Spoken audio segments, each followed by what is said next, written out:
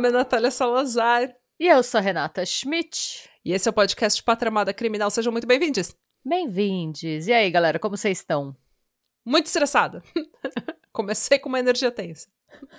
Tava aqui cantando Fergalicious, agora eu tenho que trabalhar.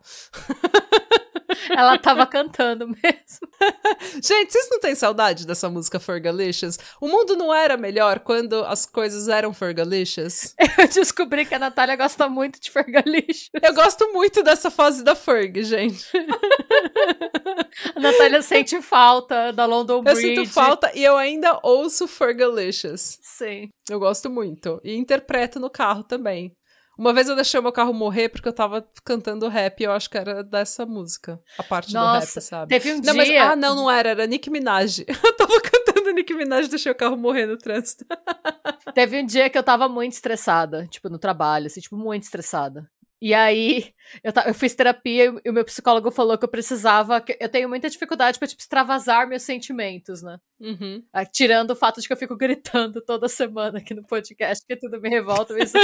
E aí, assim, aparentemente eu não extravaso o suficiente, ainda tem muito rancor dentro de mim que precisa sair, né? Aí o meu psicólogo falou, não, você tem que ter mecanismos saudáveis pra você, né, extravasar. Sim. E aí teve um dia que eu cantei gritando no chuveiro capítulo 4, versículo 3 inteira dos Racionais. Eu acho lindo. Assim, era tipo 10 da noite, sabe? Eu tinha acabado de fazer um monte de hora extra, assim, tava eu lá gritando. Eu acho lindo, eu acho maravilhoso. Eu apoio a Renata Capão Redondo. Cada dia que eu tô transtornada é uma persona, né? A Renata Texana. Armamentista, Renata Capão Redondo. É. Nossa, e aí eu nem lembrava que ainda lembrava de cantar, da letra dessa música inteira. Porque era um disco que eu ouvia quando eu tinha, tipo, 14 anos. Sim. E veio... Ele é bem antigo. Assim... Bom, gente, esse não é um podcast sobre rap brasileiro dos anos 90, nem sobre Fergalicious. nem sobre Ferg. Sobre o que é esse podcast, Renata? Crimes reais. Não, mas qual é o seu caso de hoje? Ah, tá. Não. Eu sei que é crimes reais. Tipo, faz uns 3 anos que eu apresento esse podcast com você. Você me fez uma pergunta e Mas se bem que eu não posso julgar porque é minha cara 3 anos depois perguntar sobre o que é esse podcast, Renata. Quem é ela? Quem é você? Por que estou aqui? Ai, gente, desculpa. Esse caso mexeu um pouco com o meu psicológico, tá? Já fico alerta. Renata, a gente falou que a gente ia fazer casos que não mexiam com o nosso psicológico, Renata. Então... Depois dos últimos episódios que mexeram demais com o meu psicológico. Com o nosso, né? A gente ficou meio estranha essas 2 últimas semanas. Sim. A gente tá tipo a galera do It's Always Sunny nas últimas temporadas, na fase do Man-Cheetah, sabe? Sim, porque a gente ficou meio atordoada com tanta desgraça que a gente viu. Mas então, e aí o que aconteceu? Quando acabou a história do Chikatilo, eu realmente pensei, nossa, deixa eu fazer alguma coisa mais leve, né? Deixa eu pesquisar o que me apetece, né? Uhum. E aí eu procurando, nada do que eu achava eu gostava, tudo eu achava meio meh. Aí eu achei esse caso, eu pensei, nossa, não, Renata, mas você disse que você ia ficar de boa. Mas eu pensei, não, mas o mundo precisa conhecer isso. Aí eu pensei, não, deixa eu me segurar, de repente mais pra frente sai, né? E aí eu fui lendo a história e pensei, não, a Natália precisa saber disso, eu não consigo segurar. Não pode ficar muito tempo comigo essa história precisa rodar rápido. Entendo. E então é isso, gente. Então isso aconteceu, eu já quero dar um alerta. Esse é um clássico da Renata, esse é um pesadão bizarrão da Renata, um clássico do clássico. Bizarrão. Se preparem, vai ser esquisito, vai ser bem esquisito. Vão ter gatilhos quando chegarem momentos mais gatilhentos, eu aviso. Eu vou contar pra vocês a história da Katagina Zoada e o Buffalo Bill da vida real. Ai, gente. Você conhece esse caso? Não, mas quando você fala em Buffalo Bill da vida real, já... Ai. Bom, antes de mais nada, fontes, né, gente? A minha fonte principal é o livro The Most Bizarre True Crime Stories Ever Told, escrito pelo Jack Rosewood. Eu também usei o tecmundo.com.br, o must.com, o Tales from the Cabin e os canais do YouTube Disturban e o That Chapter. Tá. Antes de falar do caso, eu preciso falar um pouquinho sobre O Silêncio dos Inocentes. Do contrário, nem o nome do caso, né, vai fazer muito sentido para quem não conhece. Quem é o Buffalo Bill, Renata? Quem é essa figura icônica dos anos 90 que nos traumatizou? Quem é esse parceirinho, né? Quem é esse parcinha? E por que pensamos nele toda vez que a gente passa creme no corpo? Nossa, pode crer, né? Lotion. Gente, vamos lá. O Silêncio dos Inocentes é o quê? Pra você que não conhece essa lore, né? Bom, gente, O Silêncio dos Inocentes é o segundo livro de uma série de mesmo nome escrita pelo estadunidense Thomas Harris. Muita gente não sabe, né, que era originalmente um livro antes de ser um filme. E esse livro em particular foi lançado em 1988. E ele conta a história da agente novata do FBI, Clarice Starling, que é recrutada para ajudar a capturar o Buffalo Bill, um serial killer em atividade, com a ajuda de um outro serial killer que já se encontra preso, que é o Dr. Hannibal Lecter, um médico canibal serial killer. Esse livro foi um sucesso estrondoso nos Estados Unidos e acabou sendo adaptado para o cinema pouquíssimo tempo depois, em 1991. Com a Jodie Foster e o Anthony Hopkins absolutamente perfeitos e icônicos nos papéis de Clarice Starling e Hannibal Lecter, respectivamente. Sensacional. Gente, esse filme é perfeito. Esse filme é maravilhoso. Eu acho que é o meu filme favorito. Tipo, ever, assim, de todos os tempos. Eu não diria meu favorito, mas eu acho que tá entre lá os top 10, porque, gente, é muito bom esse filme. Muito bom. E sabe o que eu sinto falta? Eu sinto falta de ir ao cinema ver um Silêncio dos Inocentes. Porque hoje em dia você vai no cinema, é só super-herói, é só remake de remake, é só, tipo, Fast and Furious número 32. Gente, é só coisa repetida que a gente já viu. Sim. E daí eu queria, sabe, ir ver um filme desse. Gente, ele foi o segundo filme de terror da história do cinema a receber o Oscar de melhor filme. O primeiro foi Rebecca, a Mulher Inesquecível, do Hitchcock, em 1940. E é difícil, porque terror, normalmente... terror difícil. E suspense é difícil de ganhar um Oscar, porque são categorias mega ignoradas pelo Oscar. E O Silêncio dos Inocentes foi o primeiro filme de terror a vencer todas as 5 categorias consideradas principais nessa premiação. Ele ganhou melhor filme, melhor diretor, melhor ator, melhor atriz e melhor roteiro adaptado. Damn. Gente, é um filme que, assim, é um filme antigo, é de 91, mas ainda é extremamente atual. É um filme ótimo, eu assisti tem pouco tempo e continua tão excelente, se não mais excelente do que a primeira vez que eu vi. Assim, cada vez que eu assisto esse filme, eu acho ele mais foda. É maravilhoso. Se você ainda não viu, gente, para o podcast e vai ver agora. E, gente, se você gosta de true crime, quanto mais você conhece, mais interessante porque praticamente todos os personagens dessa saga são inspirados em pessoas reais e em crimes reais. E assim, tanto que eu nem vou entrar muito na figura do Hannibal Lecter, porque isso vai ser material para uma outra história, que provavelmente eu vou fazer pro nosso canal do YouTube.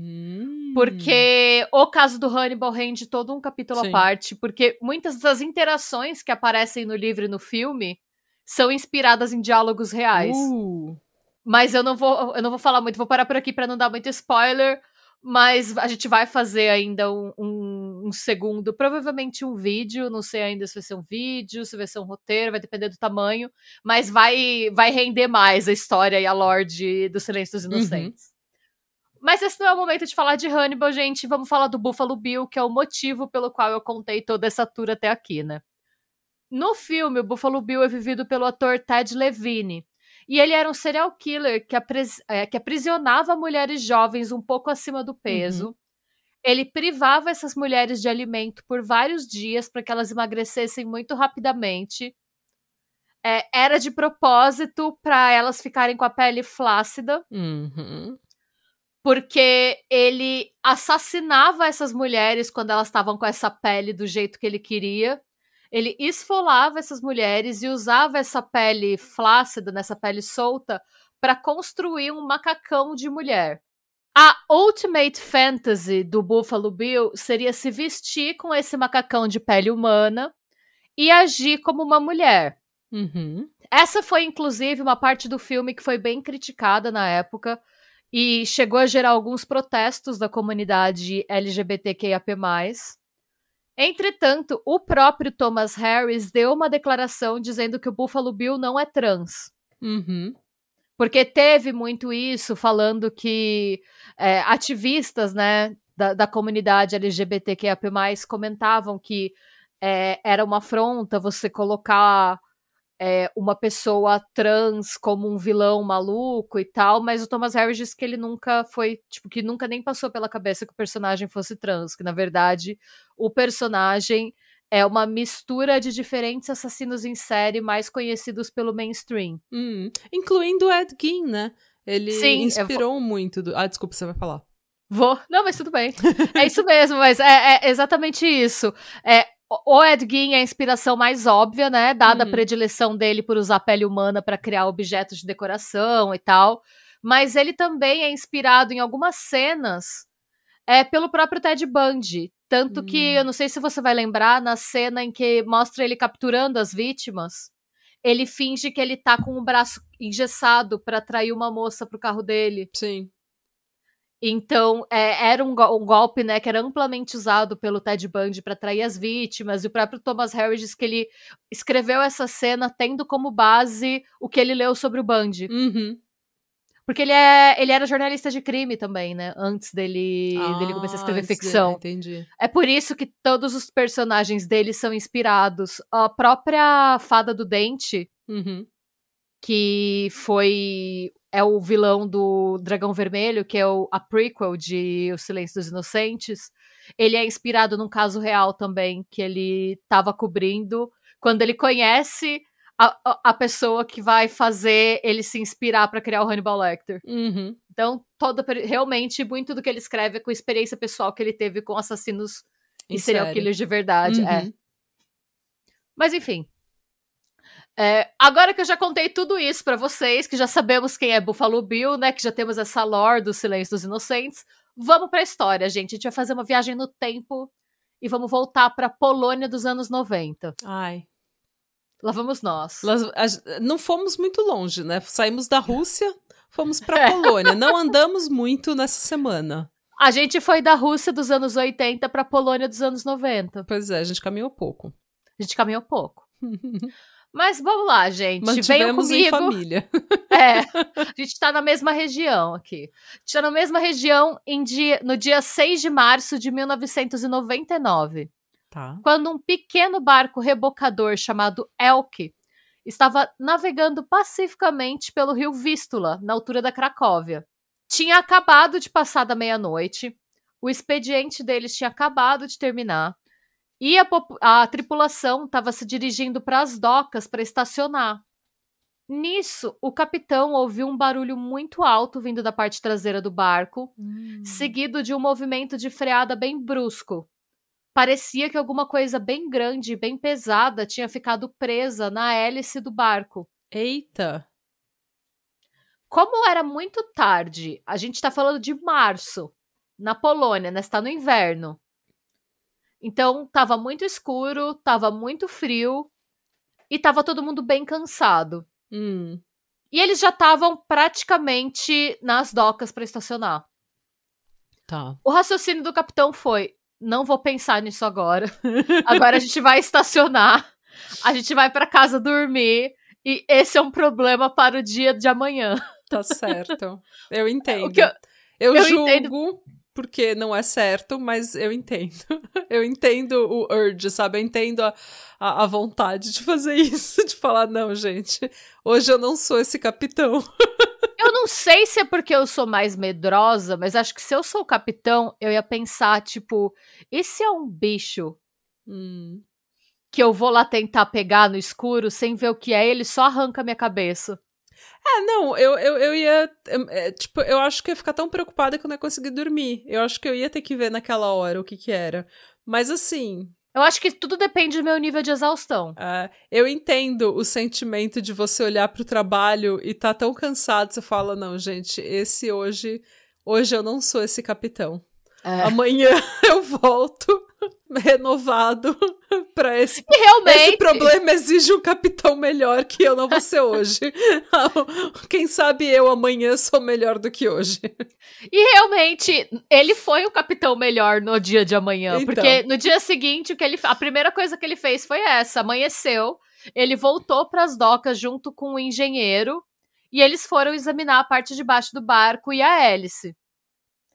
E foi aí, gente, que eles se depararam com uma cena bizarra.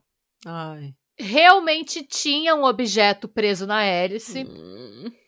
E esse objeto parecia uma roupa de mergulho ou um pedaço de capa de sofá. Ou a descrição que eles também dão é uma luva cirúrgica gigante. Ok. Só que de um material similar a couro, de cor bastante clara. E assim, gente, eu já vou dar até o aviso aqui. Se você é nosso apoiador, eu vou mandar as fotos da cena do crime pra vocês. Eu já quero dar um alerta gatilho. Se você for sensível, não veja as imagens de apoio desse caso. Eu não sou apoiadora, mas eu gostaria de ver as fotos. Tá, depois eu vou te mandar. Não, me manda agora. Agora? Eu não tenho capacidade de esperar. Tá bom, peraí. Cara, eu não tô tão traumatizada com essa foto que você mandou, que eu não consigo nem ver o que é. Exato. Eu não sei Mas, se assim, são... Eu não sei o que é. Tá vendo? Era isso aí.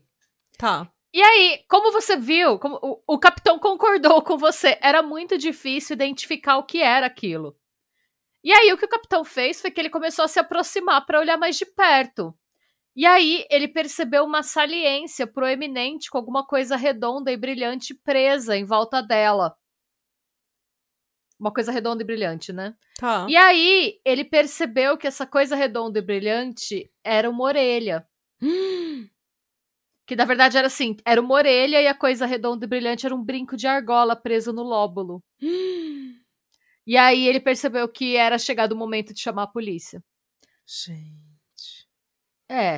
Todos os procedimentos de praxe foram tomados, a área foi isolada, o rio foi dragado. Nesse processo, né, de drenagem do rio, foram reveladas algumas roupas de mulher e uma perna direita esfolada. E essa perna foi a única parte do corpo encontrada no rio. A perícia também analisou o objeto, né, que ficou preso no barco, que tinha a orelha, e confirmou que se tratava de pedaços de pele humana que estavam na água há pelo menos algumas semanas, que foram costurados para formar um macacão similar ao que o Buffalo Bill criou no filme. Gente.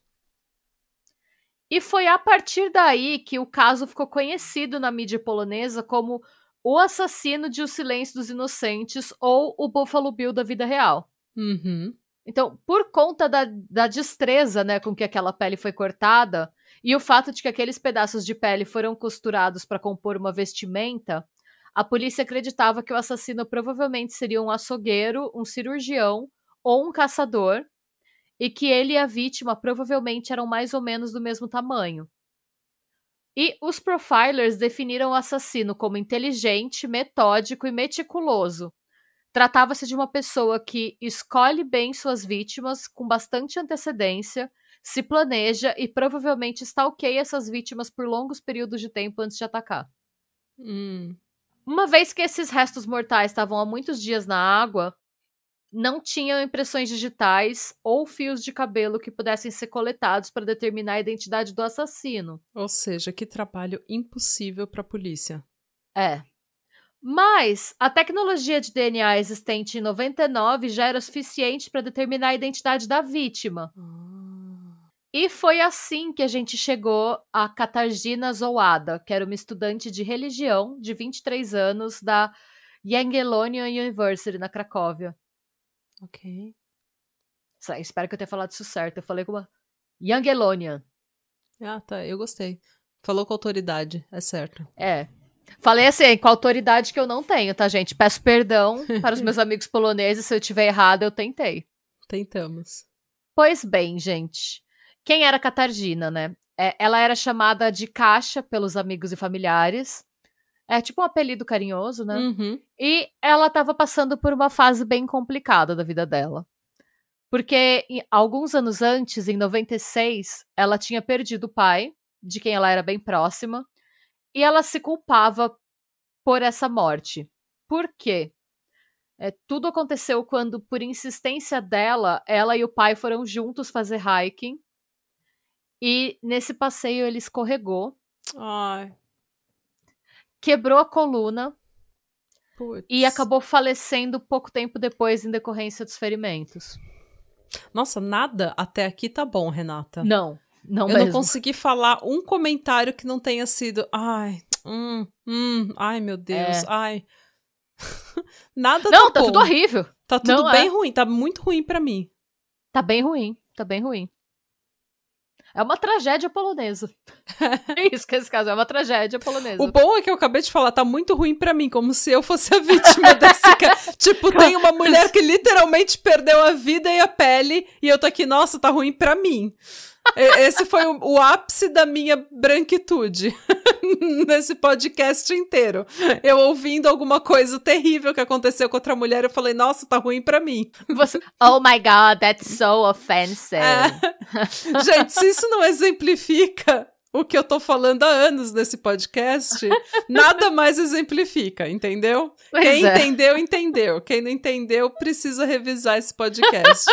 Ai, meu Deus. Gente, deu até vergonha da minha fala agora. Eu preciso me enterrar em algum lugar. Mas então, gente... Vai se criando um clima terrível. Vai se criando um clima terrível. Ai gente. Meu Deus. Pois bem... Obviamente é uma situação horrível, a gente entende que é um acidente, que não é culpa de ninguém, que é uma fatalidade, mas tem uma coisa, né, tipo, você até falou um pouco disso quando a gente fez o vídeo do 11 de setembro, né, da fanfiqueira, que eu acho que ela deve ter sentido uma certa forma de culpa de sobrevivente, sabe? Sim. Obviamente não foi uma catástrofe, né, tipo... com as mesmas proporções de um 11 de setembro, não, mas ela... o survivor's guilt, né, a culpa do sobrevivente pode se dar em qualquer situação. Em qualquer situação que você... Eu tenho pessoas da minha família próximas também que que passaram por esse tipo de situação. Qualquer situação, gente, é complicado você perder alguém dessa forma. Não, é difícil. É isso, é bem foda. Então, por conta disso, ela não conseguia se perdoar por ter insistido naquele passeio. Ela tava naquele ponto da vida de ficar remoendo. Sabe quando você tá desesperado pra, tipo, voltar no tempo e tomar uma pequena decisão diferente pra ver como sua vida estaria? Sim, e falar, ai pai, vamos ficar em casa, fazer um churrasco? Vamos fazer vamos ver Domingão do Faustão? Exatamente. Então... isso, obviamente, colocou ela numa depressão profunda e ela buscou ajuda pra essa depressão. Ela tava fazendo acompanhamento psicológico. Olha. Na década de 90, isso é louvável, né? Sim, Porque não era igual é hoje. Não, exatamente. ainda mais na Polônia. Sim. A recém-saída da União Soviética.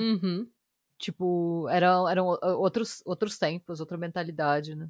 Mas era tudo maravilhoso também. Eu vi a sua cara, eu sabia que ia vir. Eu vi a cara que você fez. Eu falei União Soviética, a Natália fez a cara. Mas era maravilhoso. Mas enfim. Gente, além da depressão, e talvez também por causa da depressão, ela tava muito indecisa sobre pra onde a vida dela ia naquele momento. Sim. Tanto que religião não tinha sido a primeira opção de curso dela.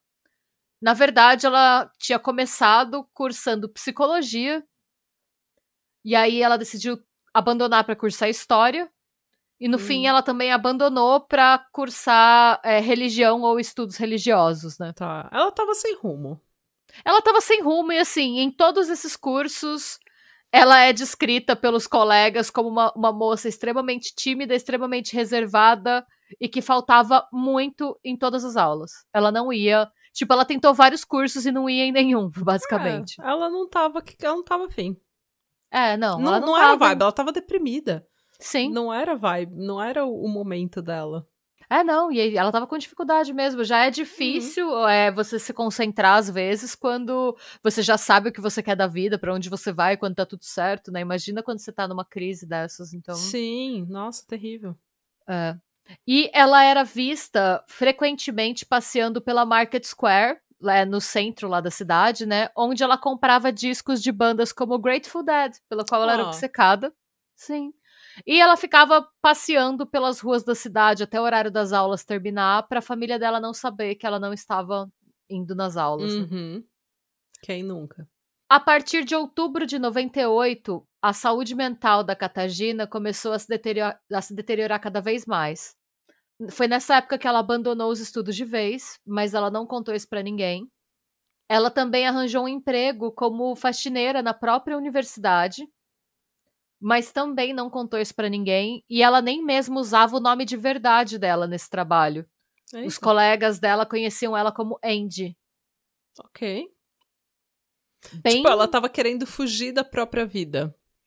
Eu penso que sim. E porque também, nessa mesma época, a aparência dela também mudou drasticamente. Falaram que ela perdeu muito peso muito rápido, que ela mudou o jeito de se vestir, ela tava vestindo uma coisa mais rocker, mais pesada, e ela tinha acabado de tingir os cabelos. E sobre ela pintar os cabelos, eu achei duas versões diferentes. Eu vi falando que ela platinou os cabelos e que ela pintou de preto. São duas fontes... De repente ela fez um e depois o outro. Pode ser. Sabe aquela fase que está meio... Igual pandemia, que a gente teve 30 cores diferentes no cabelo? Então, eu acho que pode ter sido alguma coisa assim, porque eu vi no livro falando que ela platinou, mas o That Chapter mostra uma foto dela de cabelo tingido de preto. Deve ter sido isso, porque tingir o cabelo vicia, né? Vicia. E daí você começa... daí você começa a experimentar e daí você fica meio empolgada. Pode e de repente você platina errado, daí você tem que pintar de preto. Pintar de preto, pode ser. Então, pode ser isso. Então, o fato é que ela tingiu os cabelos e que era uma coisa que ela não fazia sempre, que ficou muito diferente. Ela mudou de aparência a ponto de chamar a atenção das pessoas, mesmo ela sendo extremamente tímida e extremamente, tipo, pouco sociável, assim. E mesmo assim a galera reparou que, tipo, algo estava bem diferente, né? Uhum. E assim, ela tava numa fase complicada, como já deve ter dado pra perceber, e ela tava numa fase muito inconsistente, mas se tinha uma coisa que ela, assim, para a qual ela nunca perdeu a disciplina, foi a terapia. Ela nunca perdia uma sessão de terapia. Nossa, que legal. Porque essas sessões eram, tipo, um dos poucos momentos da vida dela em que ela não tava angustiada. E que ela podia ser ela mesma, provavelmente, né? Sem ter que ser essa versão diferente, ou a versão que ela apresentava pros pais, a versão que ela apresentava pra não sei quem. Porque, pelo que você tá me contando, ela tinha várias versões dela. Sim. Que ela ainda tava experimentando qual que era a versão dela que ela queria ser de verdade. Então, de repente, a terapia era, tipo, quando ela podia relaxar e ser ela mesma. Eu acho. E também ela tava num contexto em que ela tava sempre mentindo, né? Pros pais dela, ela mentia que ela tava na faculdade. Na faculdade, ela mentia pros colegas de faculdade que ela tava na faculdade. No trabalho, ela mentia pros colegas de trabalho que o nome dela era Andy. Que ela era outra pessoa. Se você não é uma pessoa ruim, você se sente mal por estar mentindo. Por mais que você entenda que você tá mentindo pra, tipo, lidar com uma situação ali, ou pra, sei lá, viver uma vida diferente. Se você não é uma pessoa ruim, você vai se sentir mal. Então, na terapia, quando você pode relaxar e ser você mesma, deve ser um alívio. Sim. Sim. Então, a terapia era um compromisso que ela não perdia, que ela estava sempre lá pontualmente. Ela estava bem comprometida com o tratamento dela. Maravilha. E foi por isso que no dia 12 de novembro de 98, quando a mãe dela esperou para buscá-la na porta da clínica e ela não apareceu, a mãe dela soube que alguma coisa muito errada tinha acontecido. A mãe dela, então, entra na clínica para perguntar se aconteceu alguma coisa e fica sabendo que a Caixa nem compareceu à sessão. Tipo, que ela nem entrou na clínica. Não. O que ela faz? A mãe dela volta para casa e imediatamente telefona para todos os membros da família e para todos os amigos da Katarzyna que ela tinha o telefone. E ninguém sabia dela. Ela imediatamente, então, vai para a polícia, Mas ela foi informada que, por se tratar de uma mulher adulta com histórico de depressão, a mãe dela precisaria esperar 24 horas para fazer um boletim de ocorrência de pessoa desaparecida.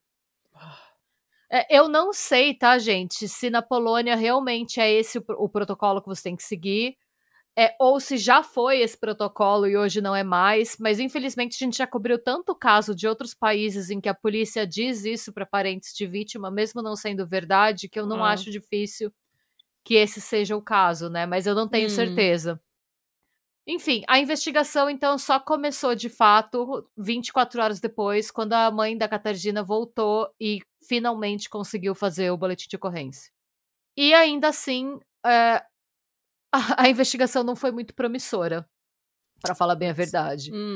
Porque os colegas de classe de trabalho da Katarzyna foram interrogados e falaram tudo que eu já contei para vocês até aqui, né? E as imagens das câmeras de segurança dos locais que ela costumava frequentar foram analisadas sem sucesso.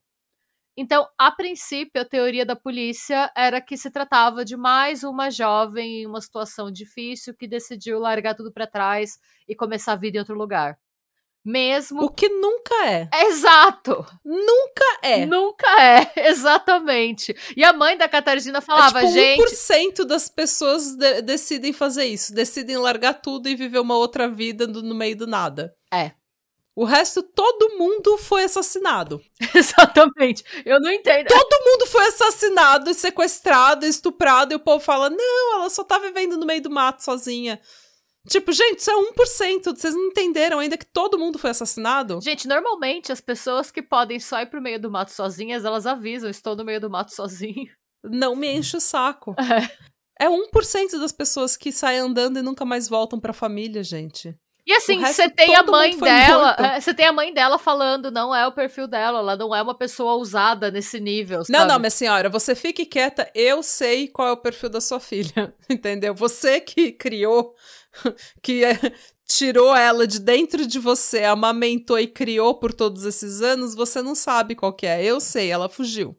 Não, e assim, basicamente a postura da polícia foi essa, foi falar, minha senhora, não tem o que a gente possa fazer, sua filha fugiu, até que 4 meses mais tarde, a pele da Katarzyna foi encontrada presa na hélice de um rebocador no meio do rio Vístula e a polícia finalmente... Ué. A polícia se viu obrigada a levar o caso a sério. Como eu comentei um pouquinho mais cedo, apenas uma perna, roupas e pertences da Katarzyna foram encontrados no rio. E a perícia precisou se basear nesses itens e na pele que ficou presa na hélice, né, para determinar qual foi a causa da morte. Alguns anos mais tarde, em 2012, só em 2012, de 99, Nossa. As autoridades polonesas trabalharam em parceria com equipes de análises em 3D portuguesas e americanas e especialistas em DNA para fazer uma reconstituição 3D de como o corpo da Katarzyna estava antes de ser esfolado. E é com base nesse estudo que a gente tem alguns detalhes muito perturbadores de como foram os últimos dias de vida da Kasia. E é aqui que eu quero dar um alerta gatilho, porque o que eu vou contar a seguir é pesado e é gore e é difícil. Então, assim, já tava difícil no começo, agora piora. Assim, não tá sendo fácil pra gente. Não. Eu diria pra vocês pularem uns 10 minutos. Tá. Se vocês não quiserem ouvir o que eu vou falar agora. Porque vai ficar um pouco gore. Por um tempinho. A Katarzyna Zoada foi capturada, espancada, torturada e, no final, ela foi esfolada viva. Os exames dos restos mortais revelaram que ela foi drogada durante grande parte do tempo em que ela ficou em cativeiro. E marcas na perna que foi encontrada revelam que ela passou semanas acorrentada pelas pernas a uma parede. E que nesse período ela foi torturada e espancada de diversas formas. A ponto do osso pélvico dela ter sido quebrado diversas vezes em decorrência de uma surra com um objeto pesado que não foi identificado pela perícia. Meu Deus... O laudo aponta também que, ao que tudo indica, ela ainda estava viva quando teve sua pele e outros órgãos removidos. Mana. É. Até que o assassino usou uma faca para fazer cortes no pescoço, nas axilas e na virilha dela, para que ela sangrasse até morrer. Depois que ela perdeu a vida, o assassino teria abusado sexualmente dos restos mortais parcialmente esfolados. Gente, não para. Não acaba. Não. Ele terminou o processo de remoção da pele e desmembrou o corpo. Ainda assim, a gente até hoje não sabe o que foi feito com as outras partes desse corpo, porque só uma perna foi encontrada. Cara. E tudo isso, tá, gente? Eles conseguiram analisar com base nas marcas daquela pele. Nossa Senhora. Uma análise também, como eu falei, né? Tudo isso foi visto pelas marcas na pele, e a análise dessas marcas revelou também que a Katarzyna tinha sido imobilizada por alguém com conhecimento de artes marciais. E esse fato viria a ser acrescentado ao perfil do assassino. Nossa, que incrível eles conseguirem... Eu achei eles muito conseguirem foda. analisar e tirar essas conclusões de, tipo, pele. Foi uma equipe de análise de DNA, uma equipe especializada em modelagem 3D e os peritos que são especialistas em pele. Nossa, impressionante. Eles conseguiram... É um trabalho incrível, eu achei muito, assim, muito fascinante do ponto de vista da ciência. Sim. Só com aquela pele, eles conseguiram ver como que essa pele estava no corpo quando ela foi removida. Nossa, impressionante. É por isso que eles sabem, por exemplo, da pelvis quebrada por conta de como a pele estava distendida em determinados lugares e tal. É bem interessante mesmo. Muito interessante. É terrível, mas muito interessante. Não, é horrível, é uma coisa horrível, não tem nem o que dizer. E não, o gore não acaba por aqui, tá, gente? Por quê? Em maio de 99, então 2 meses depois, né, de eles encontrarem a pele no barco, a polícia da Cracóvia recebeu uma segunda chamada, que eu só consigo descrever como horripilante, gente. E essa chamada levou o caso da Katarzyna para uma direção nova. O que aconteceu? Um homem idoso contatou o serviço de emergência, alegando que tinha alguma coisa muito estranha com a aparência do filho dele. E que ele achava que o neto dele pudesse ter matado alguém. Ai. Esse senhor era legalmente cego, tá, gente? Ele só enxergava vultos. Então, ele tava... Imagina, eu fico imaginando o desespero desse senhor, porque ele sabia que tinha alguma coisa muito errada. Caralho. Então, ele tava muito nervoso, mas ele não sabia o que era. Então, ele olhava pro neto, ele não enxergava, ele só via vultos, só que ele sentia cheiros, e ele ouvia barulhos, e ele sabia que tinha alguma coisa muito errada, e ele não sabia o que, e ele só conseguiu pensar em ligar pra polícia. Cara, eu tô toda arrepiada. Eu quero, tipo, parece um filme de terror isso. Sim. Parece muito um filme de suspense. Um filme, tipo, total um silêncio dos inocentes. Sim. A polícia chegou no lugar. E ela encontrou... É uma cena de filme de terror, gente. O filho do senhor que fez a chamada, que era um homem de 51 anos, estava pendurado de ponta cabeça em uma das vigas do teto. Já sem vida, com a pele do rosto completamente removida. Caralho. E o neto, eu até fiquei arrepiada também, um homem identificado apenas como Vladimir W., ainda estava na casa, e ele foi encontrado pela polícia no quarto dele, como se nada tivesse acontecido, vestindo as roupas e o rosto do pai. Gente. O que aconteceu? O Vladimir matou o pai, arrancou o rosto do pai, vestiu as roupas do pai, pôs o rosto do pai no próprio rosto e foi conversar com o avô. Caralho. E depois fingindo que era o pai. Mano.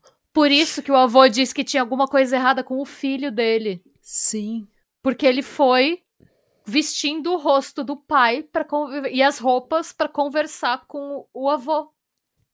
E aí o avô... Gente, isso é um filme de terror, gente. Sim. Tem, sim. Tipo, mano... Eu não sei o que falar. Eu tô desesperada. Gente, o que é isso? Sabe o que tá acontecendo na Cracóvia? Gente, e aí foi isso, né? E o senhor, obviamente, ficou super confuso, não tava enxergando nada, e foi que ele acionou emergência, né? E, gente, é muita coincidência, tipo, 2 crimes com características tão bizarras e tão parecidas acontecendo em 2 meses na mesma cidade, sabe? Sim, não tem como não ser tem uma como. coisa distinta. Aliás, me lembra o que a gente comentou, me lembra o Beast of Jersey, porque ele também usava a pele na cara. Eu vou fazer esse episódio mais pra frente, quando a gente se recuperar desse trauma. Sim, por favor. Mana, é um filme de terror isso. E aí os investigadores decidiram pesquisar possíveis conexões entre o Vladimir e a Katarzyna, né? Uhum. E aí descobriram que os dois cursavam a mesma universidade e eles chegaram a estar matriculados no mesmo curso de psicologia. Entretanto, o Vladimir alegava não saber quem era a Katarzyna. E ele sempre negou qualquer envolvimento nesse crime. Ah, tá. Gente, a polícia fez buscas meticulosas na casa em que o Vladimir vivia com o pai e o avô, mas nada que pudesse indicar qualquer relação entre ele e a Katarzyna foi encontrado. Caralho, que ódio. Ele foi, então, julgado só pelo assassinato do pai e condenado a 25 anos de reclusão em regime fechado. Tá. O Vladimir é cidadão russo e, seguindo as normas vigentes entre a Rússia e a Polônia, ele foi deportado para cumprir a pena lá. Tá. E por conta disso, por anos, a investigação ficou parada. Aí, em 2012, como eu comentei, né, quando eu falei da reconstituição do crime, o FBI e a perícia portuguesa ajudaram a polícia polonesa nas investigações. E, além de conseguir reconstituir o que aconteceu com a Katarzyna nessa ocasião, eles traçaram um perfil criminal atualizado do culpado. Então, de acordo com esses profilers, o assassino era um sádico que sentia prazer em assediar mulheres, que provavelmente já tinha passagem pela polícia e que conhecia artes marciais. Por sugestão do FBI, os investigadores também colocaram câmeras escondidas no túmulo da Katarzyna, na esperança de identificar pessoas suspeitas com aquele perfil que visitasse a sepultura. Sim. Ainda assim, nenhuma pista significativa surgiu, gente. E tinha muita gente que cogitava que o culpado realmente era o Vladimir W. e que o fato de não ser possível provar que era ele não significava necessariamente que ele era inocente. Eu sou uma delas. Até porque ele podia... Gente, vamos combinar, né, que o corpo da Katarzyna foi encontrado em março e ele fez isso com o pai dele em maio. E é o mesmo modus operandi. Sim. Praticamente, né? E ele teve, né, praticamente 2 meses pra ter se livrado de todas as evidências antes da polícia chegar na casa, né? Então, gente, e se você tá achando impossível, é muita coincidência. Eu preciso falar pra vocês que nada é impossível, porque era uma coincidência. Era uma coincidência. Era uma coincidência. Existia um outro homem tirando a pele das pessoas. Sim, no mesmo lugar. Gente... O que está acontecendo na Cracóvia? Quando que a Polônia deixou de usar chumbo na tinta? Como é que pode, gente? Mano, é sério. Em 2017, gente, 20 anos depois do assassinato, uma nova pista trouxe uma reviravolta para essa história. O que aconteceu? Uma pessoa que preferiu se manter anônima enviou uma carta para a polícia polonesa, alegando acreditar que seu amigo, um homem chamado Robert Janczewski, era o assassino da Katarzyna Zołada. Nessa carta, o amigo, muito amigo, né? Diz que o Robert estava estranhamente obcecado com a morte da Katarzyna e que o Robert chegou a visitar o túmulo dela pelo menos 6 vezes. Além disso, ele vivia nas proximidades de onde a pele foi encontrada e tinha experiência com esfolamento de animais, por essa ser uma das funções dele no trabalho no Institute of Zoology of the Jagiellonian University. Ele era o responsável por esfolar mamíferos e entregar as peles ao laboratório do instituto. Tá. Os investigadores analisaram as imagens das câmeras, né, depois de receber essa carta, que eles colocaram no túmulo da Katarzyna, e concluíram que, de fato, que ele estivera lá muitas vezes, mais vezes do que é considerado normal para essa situação. Até porque, em teoria, era uma pessoa que ele não conhecia, né? Sim. Então, normal seria 0. É, exatamente. Uma vez já seria bem bizarro. É.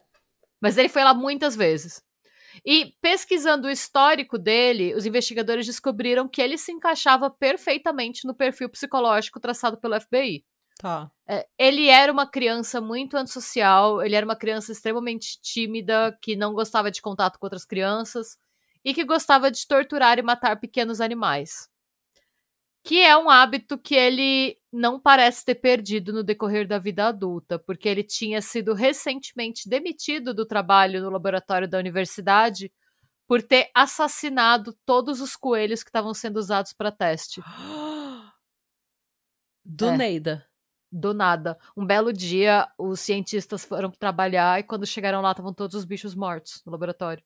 Credo. Ele entrou no laboratório e matou os coelhos, do nada. Apenas Gente, porque sim. Que ser humano é esse? Além de ter inúmeras passagens pela polícia por assédio e por ser um pimpintom. Um pimpintom, gente, é quando você é um voyeur, quando você gosta de observar pessoas, tipo, em banheiro, em vestiário, dentro de casa. Ou dentro da casa delas, fazendo o que elas fazem todos os dias, você fica, tipo, na frente da casa delas, espiando. É praticamente uma pessoa que fica espiando os outros. Muitas vezes, assediadores, estupradores começam com esse tipo de comportamento. Primeiro invadindo a privacidade da vítima e depois invadindo a vítima. Sim. A vida dela. E, gente, todas essas informações foram suficientes para que a polícia conseguisse um mandado de busca para o apartamento do Robert.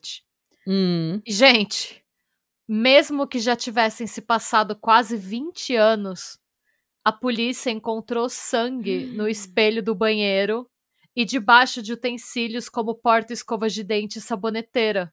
Mana, sangue dela. Sangue dela. Esse homem não limpou o banheiro por 20 anos. O ralo do chuveiro ainda tinha resto de sangue, de órgãos e cabelos compridos. E uma análise forense confirmou que era tudo da Katarzyna. Mas ele não tinha usado esse banheiro? O que aconteceu? Eu não consigo deixar de... o que foi na pia e no ralo do chuveiro. Ele não devia tomar banho. Ou ele tinha outro banheiro na casa. Talvez. E ele, de repente, De repente, esse era o troféu dele. Pode ser. Não tinha nem pensado nisso. Ele tinha 2 banheiros na casa e preservou aquele banheiro como se fosse um mausoléu pra ela. Eu prefiro acreditar nisso do que ele só era um porco, né? Mas eu não tinha nem pensado nessa possibilidade. Eu só fiquei horrorizada pela porquice.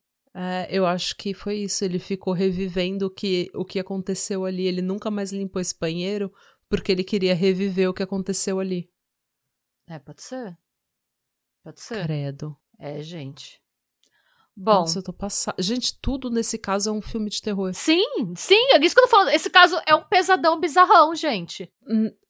Gente, parece... Se fosse um filme de terror, a gente ia falar, nossa, exageraram. Sim. É muito overkill, né? É muito... Ia ser um desses filmes gore que é tão exagerado que é até engraçado. Sim. Bom, gente, o Robert Janchevsky foi preso e acusado de homicídio qualificado. Não, para de rir enquanto você fala isso. Não, eu fico indignada. Eu fico realmente indignada. Tipo, de... Realmente, eu ainda tô perplexa, e fui eu que escrevi esse roteiro, de terem 2 pessoas, cortadores de pele de pessoas e vestidores de pele de pessoas na mesma época, na mesma cidade. Eu tô inconformada. É bizarro. Bom, gente, o Robert Janchevsky foi preso e acusado de homicídio qualificado com agravante de extrema crueldade. Ele alegou inocência e afirmou que sequer conhecia Katarzyna. O caso teve uma repercussão tão grande na Europa que a promotoria solicitou um julgamento fechado. A gente sabe que esse julgamento deveria ter se iniciado em setembro de 2019, mas que em decorrência da pandemia o processo atrasou. Até o momento de conclusão desse roteiro, em setembro de 2024, o Robert Janchevsky continua encarcerado e, se ele foi sentenciado, essa sentença nunca foi divulgada. Tá, então, aparentemente ele ainda tá aguardando. É. Tá. Eu falo aparentemente porque eu não achei nada na imprensa, tipo, que não seja polonesa, assim, tipo, falando sobre. Uhum. E mesmo as matérias polonesas traduzidas que eu vi não falam sobre isso, só falam que ele foi preso e não divulgam mais nada. Então, se já saiu um sentencing, não saiu na mídia. Tá. Mas eu acho que ainda não saiu, porque eles estão com um super backlog de caso por conta do Covid, e esse caso foi bem... Sim. E o corpo da Katerzyna Zoada nunca foi encontrado. Ai, meu Deus. A gente espera que... A gente não sabe porque o julgamento é fechado, né? As leis de privacidade na Polônia são bem diferentes do resto, né, do mundo ocidental. Então tem muita coisa que às vezes a gente não chega a ficar sabendo. Mas a esperança que se tem é que com o julgamento alguns detalhes do caso possam ser revelados caso o Robert fale, né? Caso o Robert confesse. Porque, por exemplo, a gente ainda não tem certeza de qual era a relação dos dois, porque ao que tudo indica, parecia que a Katarzyna estava se envolvendo com alguém. Tá. Então, a gente não sabe se ela estava envolvida com outra pessoa e o Robert estava stalkeando ela de longe, ou a gente não sabe se ele, pelo perfil, né, que o FBI traçou e tal, se ele não tinha ela como alvo e não se aproximou dela já com essa intenção meio que de propósito, se de repente ele não era ele que estava insistindo para ela emagrecer, sabe, para ela pintar o cabelo, sim, para deixar ela do jeito que ele queria, sabe, do jeito que ele queria, de um ponto de vista mais sinistro, assim, deu para entender, né? Uhum. Então, talvez a gente tenha resposta para essas lacunas quando o julgamento acontecer, e talvez não, a gente não sabe. Mas essa é a história, gente. Esse é o caso da Katarzyna Zoada e do Buffalo Bill da vida real. Eu tô traumatizada. Eu vou ter pesadelo com esse... Não, é um bizarrão. É bizarro, eu não sei nem... Gente, é um caso que, assim, eu não sei, me deixou esquisita. É um caso horrível. É isso. É horrível. É horrível. E é isso, gente. Esse é o episódio, esse é o trauma da semana. E sempre que você...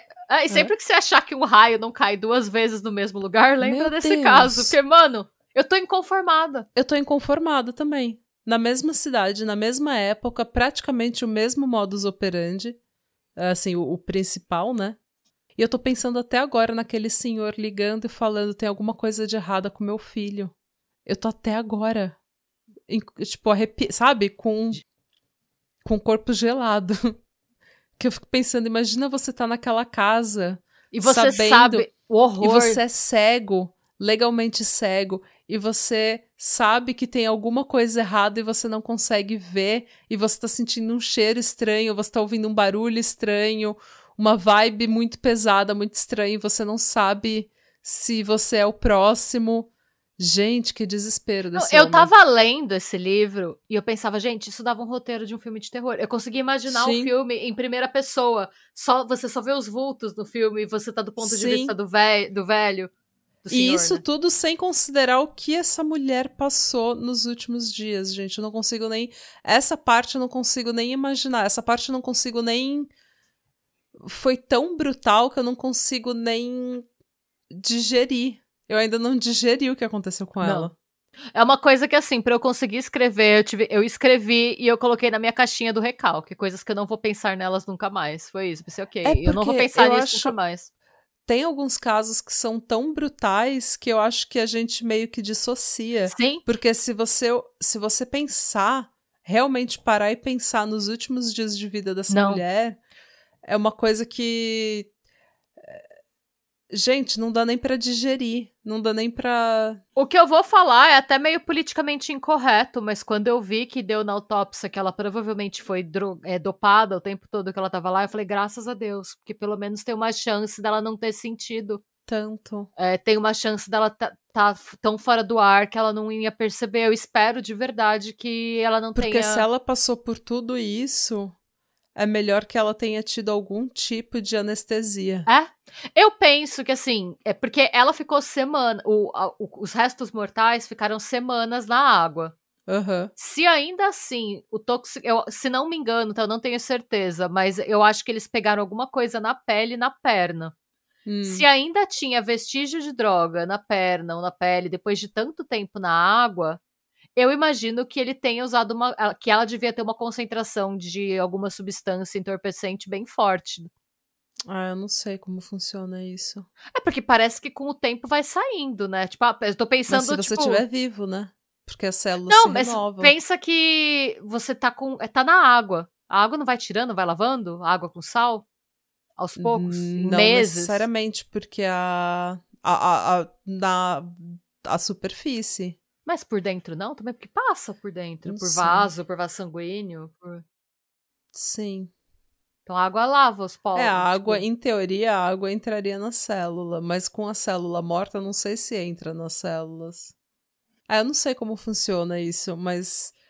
A gente provavelmente tem médicos que vão... a gente tem alguns ouvintes médicos e profissionais da saúde que vão corrigir a gente. Mas, gente... Eu não sei, eu pensei, quero acreditar que ela não sentiu nada. Eu espero que ela não tenha sentido, que ela não tenha nem, assim... tido consciência do que estava acontecendo. E eu fico pensando se ele fez isso... E por que ele jogou na água? Porque não era um troféu? Não, eu fico pensando se ele não viu então. E se não deu errado. E se tivesse dado errado, ele ia atrás de outra mulher, será? Pra tentar fazer certo? Sim. Será que ele viu será que, tipo, ele foi atrás de uma outra mulher? Será que ele fez de novo? Então, será? Porque passaram aí 20 anos. 20 anos entre o primeiro e entre o que ia acontecer e ele ser pego, né? E vamos combinar que um crime tão brutal desse não foi o primeiro. Então. E ele não tinha passagem na polícia por assassinato, nada assim. Ele tinha por assédio, por... Não tô dizendo que uma coisa mais... Tipo, é igualmente horrível, mas tô falando que tipo, não tem um histórico prévio de assassinato. Então, talvez o crime dela tenha sido o primeiro. Mas eu não acho que o crime dela foi o primeiro. Porque é muito forte. Ninguém começa desse jeito. Então, é isso que eu tô falando. O crime, esse não foi o primeiro. É verdade. Não tem como. Ninguém começa dessa forma, gente. É verdade. Eu acho que esse não foi o primeiro e eu acho que esse não foi o último crime dele. Eu acho que, infelizmente, ele só ficou melhor e a gente ainda não achou. Talvez ele já... A gente não... É que é aquilo, tá tudo fechado, a gente não tem nenhuma informação. A gente não sabe se ele já não confessou alguma coisa. Então. A gente não sabe se ele não tentou fazer um acordo. Bem, gente, o que vocês acham? Vocês gostaram desse roteiro? Por quê? Se gostaram, por quê? Vocês gostam de bizarrões pesadões, gente? Sim, eu gosto de bizarrão pesadão. Eu não gosto... Aliás, eu não gosto do que aconteceu, mas eu gosto de saber. Porque... não sei, eu vou ter pesadelo com esse caso, gente. Assistir Bob's Burger antes de dormir. Eu vou ter que assistir alguma outra coisa. E é isso, eu adorei saber desse caso. Eu odiei o que aconteceu, mas eu adorei saber desse caso. Obrigada. Muito Foi obrigada. Meio caótico, porque eu tava meio descompensada. Esse caso me descompensou um pouco, mas eu precisava dividir com vocês. Espero que vocês tenham gostado. Estamos todos descompensados, mas muito obrigada pela audiência. A gente espera que mesmo descompensados, vocês continuem ouvindo. Por favor. E tchau. Boa semana. Yay!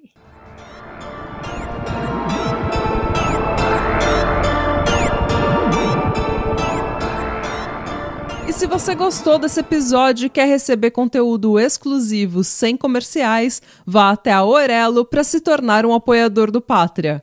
Você também pode se inscrever no nosso canal do YouTube para episódios inéditos todos os domingos. E agora sim, tchau!